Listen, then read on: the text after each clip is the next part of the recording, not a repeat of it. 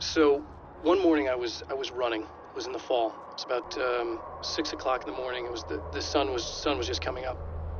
And there's this huge estate right on the Long Island Sound called the Ziegler Estate, and it's monstrous, and it has these old iron gates that have these. They're spiked, very, very sharp. But it's acres and acres of land. And so I'm running and I'm listening to Tosca, listening to opera. And there's a moment in Tosca where Tosca's about to stab Scarpia. Okay, and it's very, very dramatic. And it's there's this huge duet. And so I'm running, and you can see the breath coming, you can see my breath coming. The sun is coming up, and there's this incredible scene happening. And all of a sudden in the distance, I see something that's on the fence. And as I'm running up, I realize it's a deer. And the deer has tried to jump over this fence, 8 feet high. Tried to jump over the fence.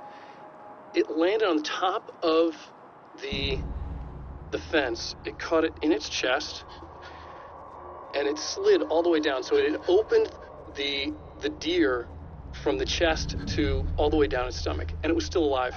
It was flailing, absolutely flailing. I remember just this music, and the thing was running, and